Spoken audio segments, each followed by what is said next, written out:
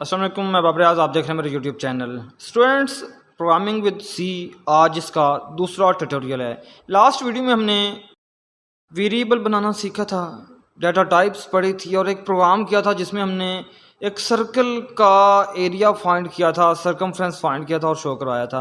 आज वहीं से कंटिन्यू करेंगे। आज हम ऑपरेटर की टाइप्स, एक्सप्रेशन की टाइप्स और इंक्रीमेंट डिक्रीमेंट ऑपरेटर और साथ में टाइप कास्टिंग को स्टडी करेंगे और कोशिश करेंगे कि इसके अलावा भी कुछ डिस्कस करें। तो चलिए स्टार्ट करते हैं। सबसे पहले मैं आपको ऑपरेटर के बारे में बताता हूँ। ऑपरेटर स्पेशल सैम्पल्स होते हैं जो कोई कंप्यूटर के ऊपर डिफरेंट ऑपरेशंस परफॉर्म करने के लिए इस्तेमाल किए जाते हैं प्रोग्रामिंग के अंदर। हर प्रोग्रामिंग लैंग्वेज के अंदर ऑपरेटर्स होते हैं। सी लैंग्वेज के अंदर ऑपरेटर की जो टाइप्स हैं उसमें arithmetic operator, logical operator, relational operators, assignment operator, assignment के आगे कंपाउंड असाइनमेंट ऑपरेटर और इंक्रीमेंट डिक्रीमेंट ऑपरेटर, ये ऑपरेटर की टाइप्स हैं।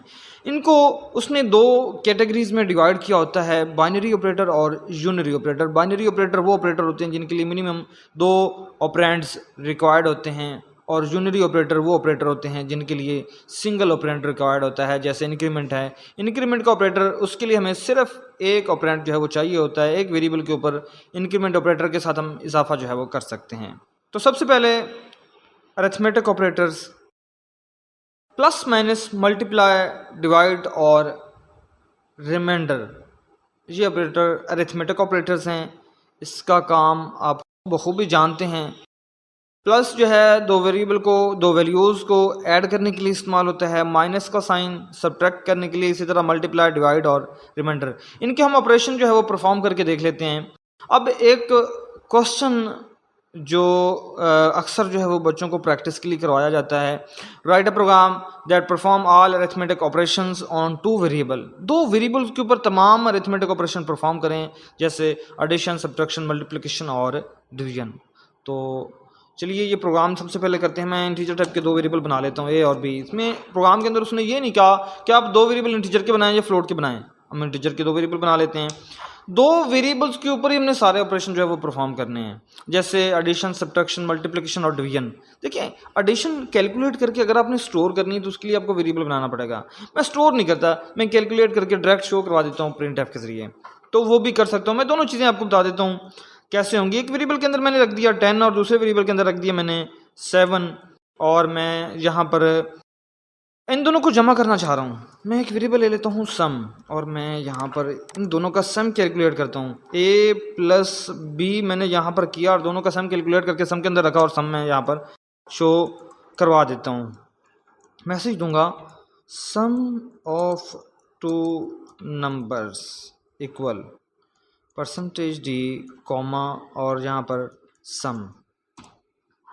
ध्यान से देखें, मैं प्रोग्राम को रन करता हूँ तो आपको 17 दिखेगा, सम ऑफ टू नंबर्स। हम यहाँ पर लिख दें एडिशन तो भी ठीक होगा। ध्यान से देखें, आपको स्क्रीन के ऊपर मैसेज में एडिशन लिखा होगा इक्वल 17।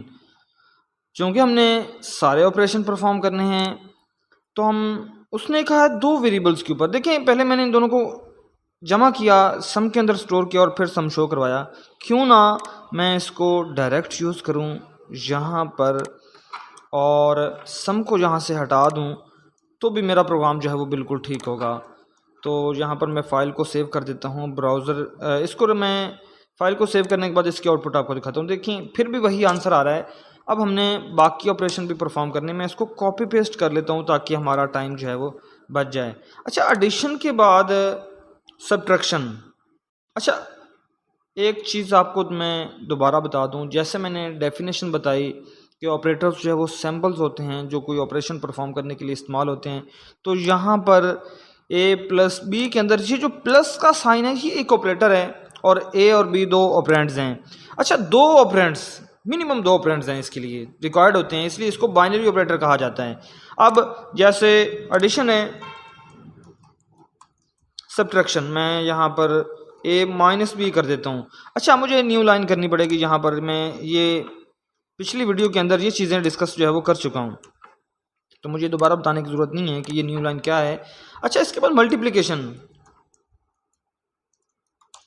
मल्टीप्लिकेशन, स्पेलिंग के अंदर मिस्टेक हो सकती है। और यहाँ पर मैं यहाँ पर भी न्यू लाइन करूँगा और यहाँ पर मैं मल्टीप्लाई का सिंबल, मल्टीप्लाई के लिए डायरेक्ट लगाना है ना कि एक्स लगाना है। और इसी तरह डिवाइड के लिए ये फॉरवर्ड स्लैश जो है वो लगेगा और यहाँ पर हम लिखेंगे डिवीजन, डिवीजन। अच्छा हाँ, अरिथमेटिक ऑपरेशंस के अंदर रिमाइंडर का ऑपरेशन भी एक अरिथमेटिक ऑपरेशन ही है और वो उसके लिए हम एक और प्रिंट एफ और उसके अंदर मैंने ये पेस्ट किया है। आप लोग सोच रहे होंगे ये अचानक कहाँ से आ गया, कंट्रोल वी प्रेस करके मैंने इसको, अच्छा खैर रिमाइंडर मैंने लिखा और मैं यहाँ पर मॉडुलस ऑपरेटर, रिमाइंडर ऑपरेटर मतलब परसेंटेज का सैंपल जो है वो लगा देता हूँ। अब अगर आप यहाँ पर हमने न्यू लाइन नहीं किया, अब अगर हम इसकी आउटपुट देखें तो हमें चारों पांचों ऑपरेशन है, जितने भी अरिथमेटिक ऑपरेशंस हैं सारे के सारे हमें नज़र आ रहे हैं। देखें अगर हम प्लस करते हैं, एडिशन करते हैं तो 17 बनता है, माइनस करते हैं तो 3 बनता है, मल्टीप्लाई करते हैं तो 70 बनता है। इस तरह डिवाइड करें तो आंसर पॉइंट में होना चाहिए, चूँकि मैंने इंटीजर लिया इसलिए पॉइंट में नहीं आ रहा, आंसर 1 आ रहा है और उसके बाद रिमाइंडर 3 बचता है। तो ये अरिथमेटिक ऑपरेटर्स हैं, प्लस माइनस मल्टीप्लाई डिवाइड और मॉडुलस। इसके बाद आते हैं कंपैरिजन ऑपरेटर, जिसको रिलेशनल ऑपरेटर कहा जाता है सी लैंग्वेज के अंदर। कुछ लैंग्वेजेस में इनको कंपैरिजन ऑपरेटर कहते हैं। कंपैरिजन या रिलेशनल ऑपरेटर कौन से हैं, अच्छा वो सारी चीज़ें हम करेंगे, लेकिन उससे पहले मैं यहाँ पर कमेंट्स के अंदर मैं ये चीज़ें, कुछ चीज़ें आपको जहाँ पर लिखना एक्सप्लेन करना चाहूँगा। जैसे अरिथमेटिक ऑपरेटर्स, अच्छा अरिथमेटिक ऑपरेटर्स में कौन कौन से होते हैं मैं क्लियर कर दूं, प्लस माइनस, इसी तरह मल्टीप्लाई डिवाइड और रिमाइंडर, सॉरी ये अरिथमेटिक ऑपरेटर्स हैं। इसी तरह relational,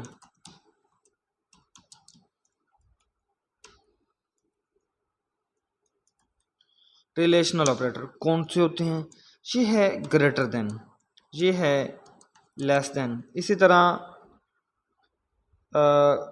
greater than equal to, less than equal to के लिए डबल लगाना है और नॉट इक्वल टू, ये रिलेशनल ऑपरेटर्स हैं। और रिलेशनल ऑपरेटर चूँकि कंपैरिजन के लिए इस्तेमाल होते हैं तो मैं आपको थोड़ा सा डेमो जो है वो यहाँ पर दे देता हूँ और इसकी डिटेल हम दोबारा जब हम सिलेक्शन स्ट्रक्चर स्टार्ट करेंगे, इफ एल्स इफ स्टेटमेंट या स्विच स्ट्रक्चर या लूप जब हम करने लगेंगे तो उसको हम दोबारा से रिवाइज करेंगे और वहाँ पर मैं आपको रिलेशनल ऑपरेटर्स के बारे में डिटेल से बताऊंगा। फिलहाल यहाँ पर थोड़ा सा बता देता हूँ। देखिए एक वेरिएबल मैंने रिजल्ट के नाम से ले लिया और इस रिजल्ट के अंदर मैं एक्सप्रेशन का रिजल्ट डालने वाला हूँ। कौन सी एक्सप्रेशन, रिलेशनल एक्सप्रेशन। मैंने एक्सप्रेशन का लफ्ज़ यूज़ किया, मैं इसको एक्सप्लेन करता चलूँ। जैसे मैंने लिखा 5 + 2, ये एक एक्सप्रेशन है। कौन सी एक्सप्रेशन, ये एक अरिथमेटिक एक्सप्रेशन है क्योंकि मैंने इसके अंदर जो ऑपरेटर इस्तेमाल किया वो एक अरिथमेटिक ऑपरेटर इस्तेमाल किया। इसी तरह अगर मैं थोड़ा कंपैरिजन करूं, थोड़ा क्यों पूरा कंपैरिजन करने लगे हम, 5 > 3, कंडीशन ट्रू है, बात दुरुस्त है कि 5 3 से बड़ा है, ये भी एक एक्सप्रेशन है। एक्सप्रेशन की डेफिनेशन क्या होती है, combination of operator and operands, combination of operator and operands. मैं रिपीट कर रहा हूँ, combination of operator and operands. इसमें ऑपरेटर जो है वो ग्रेटर देन है, 3 और 5 जो है वो ऑपरेंड्स हैं। इसमें प्लस का साइन एक ऑपरेटर है, 2 और 5 जो है वो ऑपरेंड्स हैं। अब इसी तरह ध्यान से देखना है आपने, यहाँ पर 5 और 2 का इस्तेमाल किया, यहाँ पर 5 और 3 का इस्तेमाल किया। हम इनकी जगह वेरिएबल यूज़ कर सकते हैं। ये कांस्टेंट हैं दोनों, एक साइड पे वेरिएबल एक साइड पे कांस्टेंट, या दोनों वेरिएबल या दोनों कांस्टेंट जो है वो यूज़ किए जा सकते हैं एज आ ऑपरेंड। खैर मैं ये एक्सप्रेशन अगर यहाँ पर डाल दूँ, अब इसका रिज़ल्ट क्या होगा, जो भी इसका रिज़ल्ट होगा वो इस वेरिएबल में जाके स्टोर होगा RES के अंदर, और इस वेरिएबल की वैल्यू को हम शो करवा देते हैं मैसेज के साथ, रिज़ल्ट इक्वल %d, आगे कॉमा लगाया और RES लिख दिया। देखें ये एक ट्रू स्टेटमेंट है, 5 बड़ा है 3 से, बात दुरुस्त है। ऐसी सूरत में ये एक रिज़ल्ट जनरेट करेगी, ये एक्सप्रेशन, रिलेशनल एक्सप्रेशन, वो होगा 1 अगर एक्सप्रेशन ट्रू है।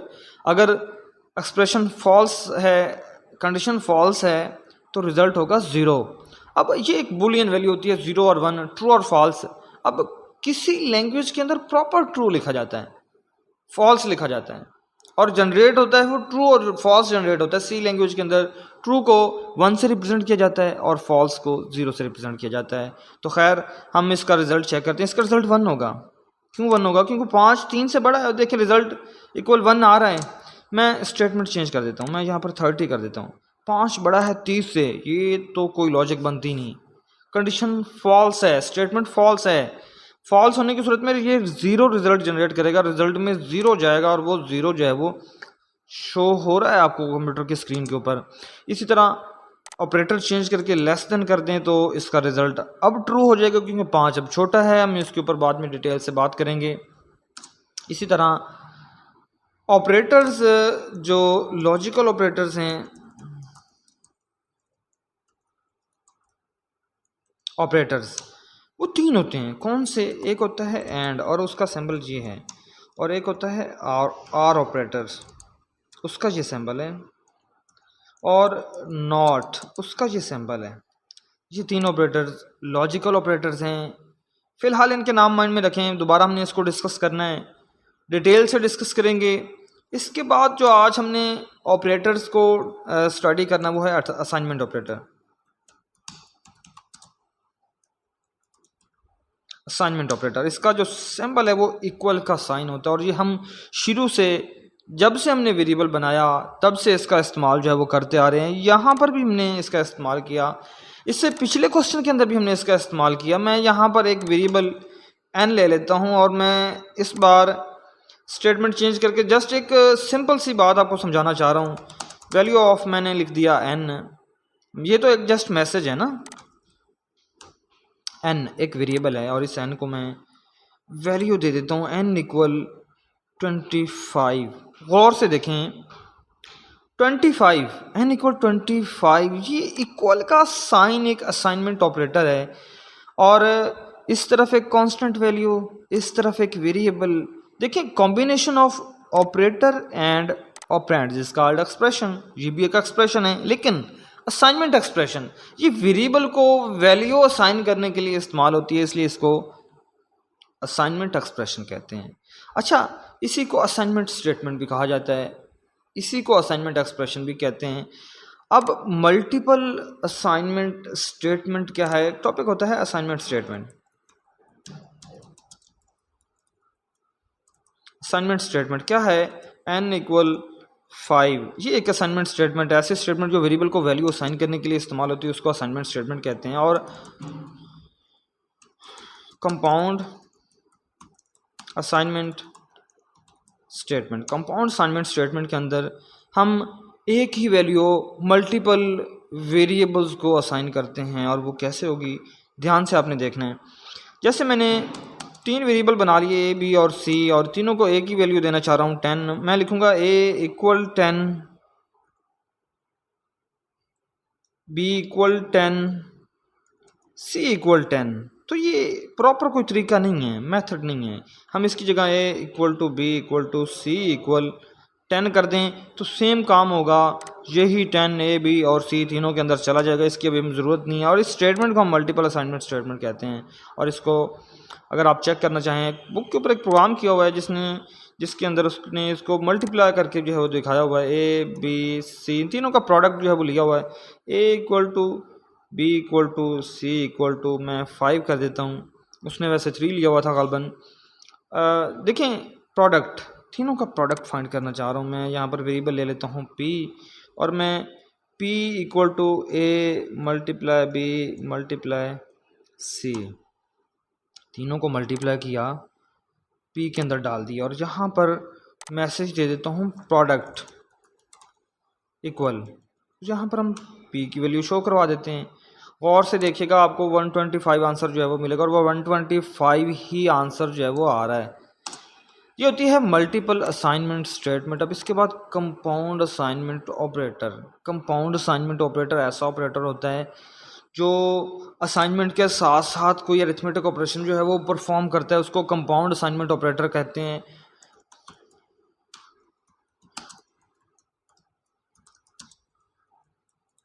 कंपाउंड असाइनमेंट ये स्टेटमेंट है।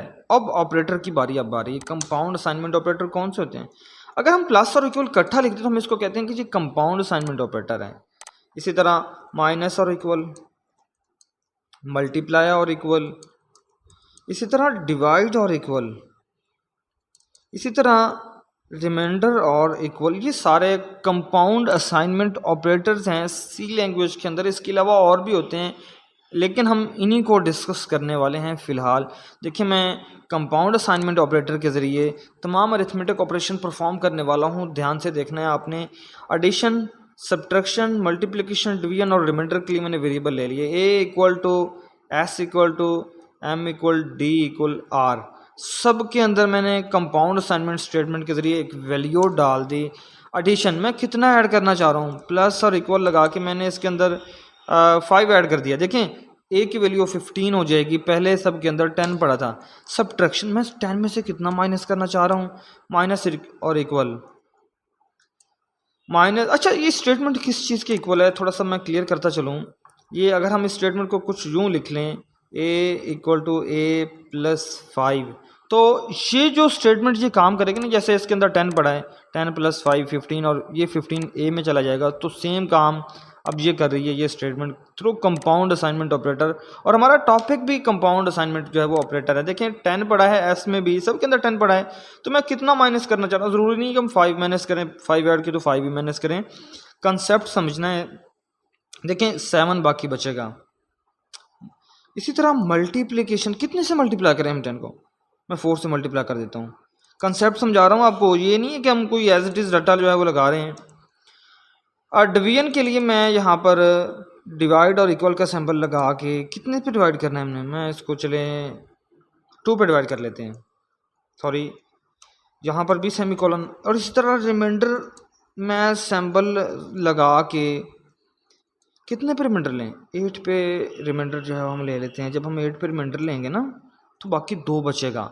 सारी चीज़ें हम शो करवा देते हैं, ठीक है, जैसे एडिशन, फिर वही बात आ गई ना, मैं यहाँ पर उसके लिए लिख दूंगा। यहाँ पर मैं न्यू लाइन कर देता हूँ, मैं कॉपी पेस्ट कर लेता हूँ, सब्ट्रैक्शन, मल्टीप्लिकेशन, डिवीजन और रिमाइंडर के लिए। इसी तरह A S M D R, अब इनके नाम चेंज कर दें ताकि हमें बाद में ये ना हो, पता ही ना चले। सब्ट्रैक्शन, मल्टीप्लिकेशन, डिवीजन और मॉडुलस या रिमाइंडर। फाइल को सेव कर देता हूँ। ब्राउज़र में जाके रिफ्रेश करेंगे ना, आपको सारी आउटपुट जो है वो नज़र आ जाएगी। देख लें, गौर से देख लें, गौर से। ए के अंदर 10 पड़ा था, 5 जमा किया 15 हुआ, 3 माइनस किया 7 बचा, 10 में से 10 को 4 से मल्टीप्लाई किया 40 और 2 पे डिवाइड किया तो 5 और 8 पे रिमाइंडर लिया तो बाकी जो है वो 2 बचा। कंपाउंड असाइनमेंट ऑपरेटर भी हमने जो है वो स्टडी कर लिया। और नेक्स्ट हमारा जो टॉपिक है, अच्छा मैं कुछ टॉपिक दरमियान से स्किप कर रहा हूँ, जैसे ऑपरेटर एसोसिएटिविटी, ऑपरेटर प्रेसिडेंस, बाद में डिस्कस करेंगे फ्री टाइम में, फ़िलहाल उसकी ज़रूरत नहीं है। ध्यान से देखिएगा। यहाँ पर आके मैं इसके अंदर नेक्स्ट जो टॉपिक आपको बताने लगा वो है इंक्रीमेंट डिक्रीमेंट ऑपरेटर। यहाँ पर स्लैश लगाता हूँ, इंक्रीमेंट डिक्रीमेंट ऑपरेटर। देखिए ये इंक्रीमेंट ऑपरेटर है और ये है decrement operator, sorry minus minus. इनको अब हम यूज़ करते हैं और इनको सीखते हैं कि ये क्या कैसे वर्क जो है वो कर रहे होते हैं। कंसेप्ट समझिएगा, एक वेरिएबल एक काफ़ी होगा कंसेप्ट समझने के लिए। एन और उसके अंदर मैंने 10 स्टोर किया और 10 स्टोर करने के बाद मैं फ़िलहाल आपको एस की वैल्यू जो है वो शो करवा देता हूँ। Value of N equal percentage D, और मैं एन की वैल्यू शो करवाता हूँ। ध्यान से देखिएगा, देखिए 10, value of N equal 10 show हो रहा है। अभी मैं एन के साथ एक ऑपरेटर यूज़ करने वाला हूँ, प्लस प्लस लगा दिया और कुछ नहीं किया। ये प्लस प्लस लगाने की वजह से एन के अंदर 1 का इजाफा हो जाएगा। जैसे ये स्टेटमेंट काम कर रही है, N equal to N plus 1, ठीक है, जैसे ये स्टेटमेंट काम करती है, मैं यहाँ से ये हटा देता हूँ, आपको एन की वैल्यू 11 नज़र आएगी। देखिए एन की वैल्यू 11 नज़र आ रही है आपको। ठीक है। अब इस ऑपरेटर को अगर हम इस तरफ भी लगा देंगे ना तो भी इंक्रीमेंट होगा, लेकिन इसको हम प्रीफिक्स इंक्रीमेंट कह रहे हैं, इसको हम प्रीफिक्स इंक्रीमेंट कह रहे हैं। रिपीट बार बार कर रहा हूँ, फोकस कर रहा हूँ, इस टॉपिक के ऊपर ध्यान दें। चलें समझिएगा। मैं एक प्री और एक पोस्ट के नाम से वेरिएबल बना लेता हूँ और आपको कंसेप्ट समझाना चाह रहा हूँ। देखें, प्री इंक्रीमेंट वाले की वैल्यू मैंने प्री में स्टोर कर दी, प्री के वेरिएबल में, और पोस्ट के वेरिएबल में मैं इसी तरह ये करके स्टोर कर देता हूँ। ठीक है, चलें हम यूं करते हैं, हम वेरिएबल ही एक और बना लेते हैं m। ठीक है, और मैं यहाँ पर m लगा देता हूँ। आपको कन्फ्यूजन होनी थी थोड़ी सी, अगर एक ही वेरिएबल होता आप लोगों ने मैं उसके ऊपर दोबारा आता हूँ कि मैंने दो वेरिएबल क्यों लिए। खैर, दोनों के अंदर मैंने 10 स्टोर कर दिया। देखें, यहाँ पर मैं प्री फिक्स इंक्रीमेंट ऑपरेटर लगा के जो आंसर आ रहा है वो आंसर स्टोर कर रहा हूँ प्री में, और अब इसके साथ पोस्ट फिक्स इंक्रीमेंट ऑपरेटर लगा के भी स्टोर कर रहा हूँ। देखिए, मैं पहले बता देता हूँ, फिर हम रिजल्ट चेक करेंगे। प्री का मतलब होता है पहले इजाफा करना, वेरिएबल की वैल्यू में पहले इजाफा होगा और उसके बाद इस वेरिएबल की वैल्यू एक्सप्रेशन, असाइनमेंट एक्सप्रेशन अब है इसमें इस्तेमाल होगी। मतलब इसकी वैल्यू 11 हो जाएगी n की, और 11 प्री में जाके स्टोर होगा। अब पढ़ा तो m के अंदर भी 10 है, लेकिन पहले m की वैल्यू इस्तेमाल होगी एक्सप्रेशन में। इस टाइम एक्सप्रेशन कौन सी है? असाइनमेंट एक्सप्रेशन है, मतलब वैल्यू असाइन हो रही है, मतलब n की वैल्यू पहले असाइन हो जाएगी, सॉरी m की वैल्यू पोस्ट को, उसके बाद m की वैल्यू में इजाफा हो जाएगा। इजाफा दोनों सूरतों में, n में भी हो रहा है, m के अंदर भी हो रहा है, लेकिन m के अंदर इजाफा बाद में हो रहा है, पहले m की वैल्यू इस्तेमाल हो रही है। इस्तेमाल मतलब उसको असाइन हो रही है। कोई और एक्सप्रेशन भी होती तो भी m की वैल्यू को पहले यूज़ करके बाद में m की वैल्यू में इजाफा करता। ये पोस्ट फिक्स इंक्रीमेंट ऑपरेटर, मैं साथ मेंशन कर देता हूँ, post fix increment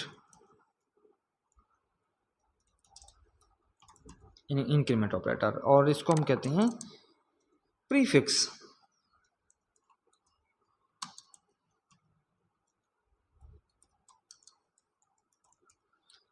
prefix increment operator.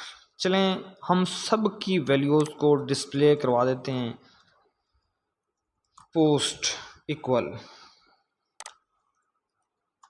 Post, जो भी वैल्यू होगी, जो भी रिजल्ट होगा आपके सामने होगा। पोस्ट का वैसे रिजल्ट 10 ही होगा, क्योंकि पहले m की वैल्यू इसमें चली जाएगी और उसके बाद इसमें इजाफा होके जो m की वैल्यू होगी वो 11 हो जाएगी। कंसेप्ट समझिएगा, मैं यहाँ पर मेंशन कर देता हूँ m इक्वल, ताकि आप कंसेप्ट समझ सकें, और मैं यहाँ पर m की वैल्यू जो है वो शो करवा देता हूँ, बाकी भी हम करवाते हैं। देखें, पोस्ट के अंदर 10, जैसे मैंने कहा, क्योंकि इजाफा बाद में होना है और बाद में इजाफा हुआ, और m के अंदर बाद में इजाफा हुआ,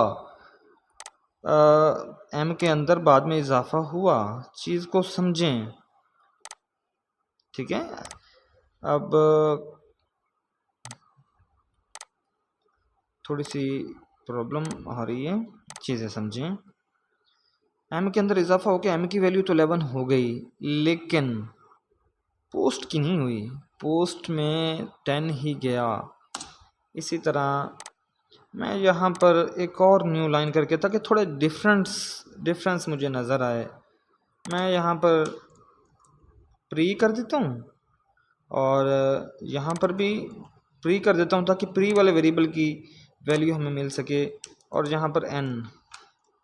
ठीक है, थोड़ा प्रोग्राम को अट्रैक्टिव बनाने के लिए मैंने यहाँ पर ये लिख दिया। देखें, अब कंसेप्ट समझिएगा, अच्छे से समझिएगा, अच्छे से मैं आपको समझाता हूँ। इंक्रीमेंट दोनों में 10-10 पड़ा है, m के अंदर भी और n के अंदर भी। यहाँ पर देखें, m और n दोनों की 11 है। ठीक है, इजाफा तो दोनों में होना था, हुआ भी, लेकिन दोनों में फ़र्क क्या है? प्रीफिक्स में वेरिएबल में इजाफा पहले हो जाता है और बाद में उस वेरिएबल की वैल्यू इस्तेमाल होती है। जैसे n था, n में पहले इजाफा हुआ, वो प्री में चली गई वैल्यू, और प्री की भी 11 हो गई। और जबकि m में इजाफा बाद में होना था, बाद में हुआ, m की वैल्यू पहले पोस्ट में चली गई, जहाँ पर देखें पोस्ट की वैल्यू 10 है। उम्मीद है आपको इसकी समझ जो है वो आ गई होगी। और नेक्स्ट हम जो टॉपिक करने जा रहे हैं वो है टाइप कास्टिंग। टाइप कास्टिंग क्या होती है चीज़ को समझिएगा। मैं यहाँ पर नीचे कंटेंट जो है वो सारा दे देता हूँ। जैसे टाइप कास्टिंग क्या होती है? The process of converting value of one variable to another variable is to another data type is called type casting वो प्रोसेस है जिसमें हम वेरिएबल की एक डाटा टाइप को दूसरी डाटा टाइप में चेंज कर देते हैं, उसको टाइप कास्टिंग कहते हैं। दो तरह की टाइप कास्टिंग, एक को हम कहते हैं इम्प्लिसिट कास्टिंग, दूसरी एक्सप्लिसिट कास्टिंग। इम्प्लिसिट मतलब एम्बेडेड छुपी हुई, एक्सप्लिसिट क्लियर वाजे। खैर, एक के अंदर हम कास्ट ऑपरेटर इस्तेमाल करते हैं और एक के अंदर नहीं करते। एक एन है फ्लोट टाइप का, एक ए है। चीज़ को समझिएगा। ए के अंदर मैं रख देता हूँ 3.5। अगर मैं एन को असाइन कर दूँ ए, देखिए एन इंटीजर टाइप का है, उसमें पॉइंट वाली वैल्यू तो आ नहीं सकती। ऑटोमेटिकली क्या होगा, अकेला 3n में आएगा। 5.5 वैसे स्किप हो जाएगा और एक तरह से ये टाइप कास्टिंग हो गई और इसी को हम इम्प्लिसिट टाइप कास्टिंग कहते हैं, क्योंकि यहाँ पर ऑटोमेटिकली टाइप कास्टिंग हो रही है। फ्लोट की एक वैल्यू ऑटोमेटिकली इंटीजर में कन्वर्ट हो रही है। और इसी तरह अगर हम वैल्यू शो करवा दें, value of n equal %d के साथ मैं आपको n की वैल्यू अगर शो करवा दूं तो आप देखेंगे कि n की वैल्यू सिर्फ 3 शो होगी। क्यों? 3 उसमें आना था, इंटीजर है। अब इसके साथ अगर मैं यहाँ पर ये इंट जो है वो उस ब्रैकेट के अंदर लिख दूँ इस तरह से कुछ, तो ये कास्ट ऑपरेटर है। अब हम थ्रू कास्ट ऑपरेटर ये काम कर रहे हैं, तो ये काम वही हो रहा है। अब इसको हम एक्सप्लिसिट कास्टिंग का नाम देंगे, वही काम हो रहा है। अब इसी तरह चलें हम थोड़ा सा यहाँ पर सिनेरियो चेंज कर लेते हैं। n को हम वैल्यू देते हैं 5, ठीक है, और a को खाली छोड़ देते हैं। मैं a इक्वल टू n करता हूँ इस बारी। अब %f लगेगा क्योंकि मैंने वैल्यू इस बार a की शो करवानी है और a जो है वो फ्लोट टाइप का है। अब देखते हैं कि इसका आंसर क्या होता है। आंसर आपको 5.0 नज़र आ रहा है, 5.00। यहाँ पर भी ऑटोमेटिकली कन्वर्जन जो है वो हो गई। कुछ जगह ऐसी होंगी जहाँ पर ऑटोमेटिकली कन्वर्जन नहीं होगी, कन्वर्जन करनी पड़ेगी, ठीक है। हम कैरेक्टर में भी जा सकते हैं और मैंने n के अंदर रख दिया 65। अगर मैं ch इक्वल n कर दूं तो क्या होता है, ध्यान से देखिएगा। मैंने ch की वैल्यू शो करवा दी, ch। यहाँ पर मैं c लगा देता हूँ, %c। देखते हैं कि ये कन्वर्जन होती है या नहीं होती। ये भी कन्वर्जन ऑटोमेटिकली हो गई। ये काम हम कास्ट ऑपरेटर के ज़रिए भी कर सकते थे। मैं जैसे ये ब्रैकेट लगा के इसके अंदर 4 लिख दूं तो भी यही काम होगा। ये एक्सप्लिसिट कास्टिंग है और हम इम्प्लिसिट और एक्सप्लिसिट का डिफरेंट जगह पे इस्तेमाल करते हैं और इसको यूज़ करते हैं। इसके लिए हम एक प्रोग्राम करते हैं जिसके अंदर हम इंटीग्रल और फ्रैक्शनल पार्ट को अलग अलग कर लेते हैं और ये हमारा आज इस वीडियो का लास्ट टॉपिक होगा और उसके बाद हम नई वीडियो के साथ मिलेंगे। अब देखें फ्रैक्शनल और इंटीग्रल पार्ट क्या होता है। 3 इसमें इंटीग्रल और पार्ट है और 0.5 जो है वो फ्रैक्शनल पार्ट है। और मैं फ्लोट टाइप का एक नंबर ले लेता हूँ और उस नंबर के अंदर मैं चलें 3.35 मैं इसके अंदर स्टोर कर लेता हूँ। इंटीजर पार्ट रखने के लिए मैंने एक वेरिएबल i ले लिया इंटीग्रल i से। फ्रैक्शनल पार्ट रखने के लिए मैंने f जो है वो ले लिया, ठीक है। अब गौर से समझिएगा, मैं यहाँ पर i इक्वल टू नंबर कर देता हूँ। आपको भी मैं समझा चुका हूँ, पॉइंट वाली वैल्यू इसके अंदर नहीं जाती, इसमें सिर्फ इंटीग्रल पार्ट ही जाता है और 3 जाएगा i के अंदर। सोचें गौर से सोचें इस स्टेटमेंट को जो मैंने अभी लिखी है। अब क्या होगा, पूरे नंबर में से इस 3 को मैंने माइनस कर दिया तो पीछे क्या बचा, 0.35 बचा जो कि f के अंदर स्टोर कर दिया और ये फ्रैक्शनल पार्ट है। अब यहाँ पर हम दोनों की इंटीजर पार्ट t और मैं यहाँ पर i लगा देता हूँ और यहाँ पर मैं न्यू लाइन कर देता हूँ, न्यू लाइन कर दी।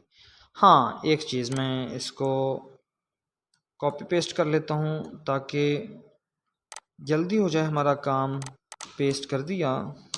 ध्यान से देखिएगा, इंटीजर पार्ट मैं यहाँ पर दोबारा ऊपर वाले को मैं नंबर कर देता हूँ, नंबर, ताकि हमें वो एक्चुअली नंबर दिखे। मैं जी लगा रहा हूँ, ये चीज़ें मैं अब समझा चुका हूँ ऑलरेडी। जी लगाने से एक्स्ट्रा जो डिजिट्स होते हैं ज़ीरो वो ख़त्म हो जाते हैं। और इसी तरह इंटीजर पार्ट और फ्रैक्शनल पार्ट के अंदर यहाँ पर हम f डाल देंगे और यहाँ पर f के अंदर वो फ्रैक्शनल पार्ट पड़ा है। आपको सारी चीज़ें यहाँ पर क्लियर हो जाएंगी। नंबर 3.35 है, उसका इंटीजर पार्ट जो है वो 3 है और इसका जो फ्रैक्शनल पार्ट है वो 0.35। एक्स्ट्रा जो ज़ीरो आ रहे हैं ना, कंसेप्ट समझें। f की जगह अगर आप g कर देंगे तो आपके जो एक्स्ट्रा ज़ीरो हैं वो ड्रॉप हो जाएंगे और आपको एग्जैक्ट आंसर मिलेगा जो हम लेना चाह रहे हैं। स्टूडेंट्स, अगर आपका कोई भी क्वेश्चन हो आप मुझे मैसेज कर सकते हैं। नंबर मैं आपको स्क्रीन पे शो करवा देता हूँ।